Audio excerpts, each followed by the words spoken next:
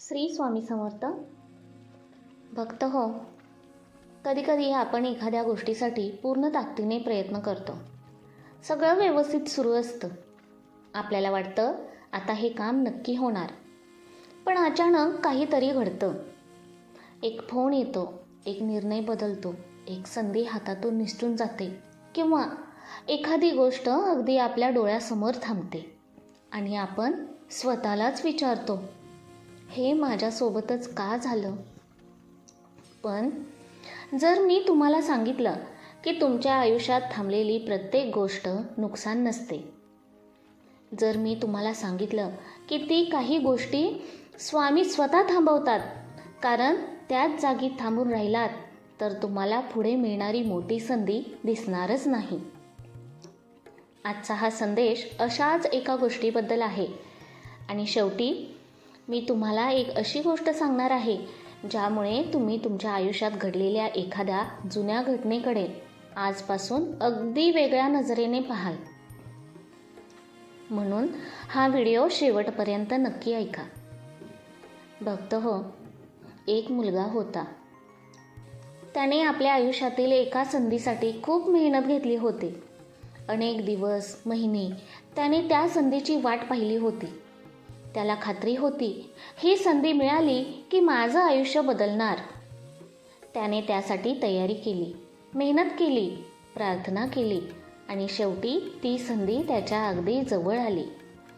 पण शेवटच्या क्षणी सगळं थांबलं. ज्याच्यावर त्याचा विश्वास होता त्यानेच नकार दिला. ज्याच्याकडून मदत मिळणार होती त्याने हात मागे घेतला. आणि ज्या गोष्टीसाठी त्याने इतके दिवस प्रयत्न केले होते ती गोष्ट त्याच्या हातातून निसटली. तो पूर्णपणे खचला. त्या रात्री तो स्वामींच्या फोटोसमोर बसला.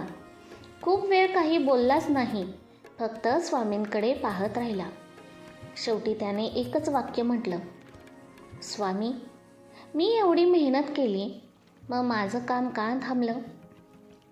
आणि त्या प्रश्नाचं उत्तर त्याला त्या क्षणी मिळालं नाही, पण काही महिन्यांनी. जे घडलं त्यामुळे त्याला त्या रात्रीचा प्रश्न कायमचा विसरला. कारण काही महिन्यानंतर त्याच्यासमोर त्याच प्रकारची पण त्याहून मोठी संधी आली. यावेळी त्याला आधीपेक्षा चांगली संधी मिळाली. चांगले लोक भेटले, चांगलं काम मिळालं आणि सर्वात महत्त्वाचं, त्याला स्वतःची खरी क्षमता दाखवण्याची संधी मिळाली. तेव्हा त्याला अचानक जाणवलं, जर त्या दिवशी माझं पहिलं काम झालं असतं तर मी आज इथे पोहोचलोच नसतो. तो काही क्षण शांत राहिला आणि मग त्याच्या डोळ्यात अश्रू आले. त्याने स्वामींच्या फोटोसमोर हात जोडले आणि म्हटलं, स्वामी, त्या दिवशी तुम्ही माझं काम थांबवलं नव्हतं. तुम्ही मला चुकीच्या ठिकाणी थांबण्यापासून वाचवलं होतं. स्वामी भक्तांनो, किती सुंदर विचार आहे हा. आपण एखादी गोष्ट गमावतो आणि समजतो माझं नुकसान झालं, पण कधीकधी आपण जे गमावतो ते आपल्यासाठी योग्य नसतं आणि जे आपल्यासाठी योग्य असतं त्यासाठी जागा तयार करण्यासाठी काही गोष्टी आधी दूर जाव्या लागतात. जर तुम्हाला वाटत असेल की तुमच्या आयुष्यातही एखादी गोष्ट थांबली पण नंतर त्यापेक्षा चांगली गोष्ट मिळाली, तर कमेंटमध्ये लिहा, स्वामींची योजना मोठी आहे. ही कमेंट तुमच्या मनातील विश्वास दाखवेल. व्हिडिओ आवडला असेल तर लाईक करा, शेअर करा आणि अशाच सुंदर संदेशांसाठी स्वामी संदेश चॅनेलला सबस्क्राईब करा. भक्त हो, आता तुमच्यासाठी एक महत्त्वाची गोष्ट. आज तुमच्या आयुष्यात काहीतरी थांबलेलं असेल, एखादं काम, संधी, निर्णय किंवा एखादा मार्ग, तर त्या थांबलेल्या गोष्टीकडे फक्त निराशेने पाहू नका. कदाचित तुमच्या आयुष्यातील पुढचा अध्याय सुरू होण्यासाठी हा अध्याय थांबणं गरजेचं असेल. काही दरवाजे बंद होतात कारण त्याच दिशेने पुढे गेलात, तर काही तुम्ही तुमच्यासाठी असलेला मोठा दरवाजा कधीच पाहणार नाहीत. आणि म्हणून स्वामी कधी आपल्याला थांबवतात, पण ते आपल्याला कायम थांबण्यासाठी थांबवत नाहीत, तर ते आपल्याला योग्य दिशेने वळवण्यासाठी थांबवतात. तुमच्या आयुष्यातील एखादी गोष्ट सध्या थांबली असेल तर आज एकदा मनापासून म्हणा, स्वामी, मला जे मिळालं नाही त्याचं दुःख नाही, माझ्यासाठी जे योग्य आहे ते ओळखण्याची बुद्धी द्या. आणि जर हे वाक्य तुमच्या मनाला आवडलं असेल तर कमेंटमध्ये लिहा, माझ्यासाठी स्वामींची योजना मोठी आहे. भक्त हो, कमेंट नक्की करा, कारण तुमच्या या एका वाक्यामुळे हा संदेश पाहणाऱ्या दुसऱ्या भक्तालाही विश्वास मिळू शकतो. व्हिडिओ आवडला तर लाईक, शेअर आणि स्वामी संदेश चॅनेल सबस्क्राईब करा. पण आता या विषयाची सर्वात सुंदर बाजू ऐका. आपण अनेकदा म्हणतो, मला हेच हवं होतं, पण स्वामी कदाचित म्हणत असतात, तुला यापेक्षा चांगलं मिळू शकतं. आपल्याला एकच रस्ता दिसतो, स्वामींकडे मात्र अनेक रस्ते असतात. आपल्याला एकच संधी दिसते, स्वामींकडे त्यापेक्षा मोठ्या संधीची वेळ असते.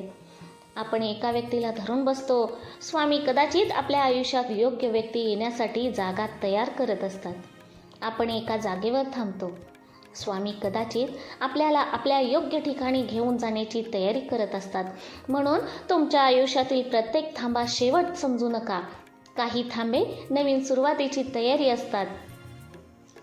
आणि हे समजलं की माणूस भूतकाळाकडे रागाने पाहत नाही. तो म्हणतो, जे झालं ते मला काहीतरी शिकवण्यासाठी झालं, आणि जे पुढे येणार आहे ते मला आणखी पुढे घेऊन जाण्यासाठी येणार आहे. जर तुमच्या मनात आजपासून हा सकारात्मक विचार ठेवणार असाल तर कमेंटमध्ये लिहा, मी पुढच्या चांगल्या गोष्टीसाठी तयार आहे. ही तुमची आजची सकारात्मक कमेंट असू द्या. व्हिडिओला लाईक करा, शेअर करा आणि स्वामी संदेश चॅनेलला सबस्क्राईब करायला विसरू नका. आता मी तुम्हाला एक छोटा प्रश्न विचारणार आहे. तुमच्या आयुष्यात अशी कोणती गोष्ट आहे जी कधी काही थांबली आणि त्यावेळी तुम्हाला खूप वाईट वाटलं, पण नंतर तुम्हाला समजलं की ती गोष्ट थांबणं तुमच्यासाठी चांगलंच होतं? तुम्हाला वाटत असेल तर कमेंटमध्ये तुमचा अनुभव 2 शब्दांमध्ये लिहा. हो, माझ्यासोबत घडलं. या कमेंटमुळे कदाचित एखाद्या दुसऱ्या व्यक्तीला आजच्या कठीण परिस्थितीतून पुढे जाण्याची आशा मिळेल. कारण आपण आपल्या अनुभवातून जे शिकतो ते कधीकधी दुसऱ्याच्या आयुष्यात प्रकाश बनतं. म्हणून हा संदेश फक्त स्वतःपुरता ठेवू नका. ज्याला आज याची गरज आहे त्याच्यापर्यंत पोहोचवा. शेअर करा, लाईक करा आणि स्वामी संदेश चॅनेल सबस्क्राईब करा. भक्त हो, कदाचित तुमच्या आयुष्यात सध्या काहीतरी थांबलेलं असेल. कदाचित तुम्ही एखाद्या उत्तराची वाट पाहत असाल, एखाद्या संधीची, एखाद्या निर्णयाची, एखाद्या नवीन सुरुवातीची.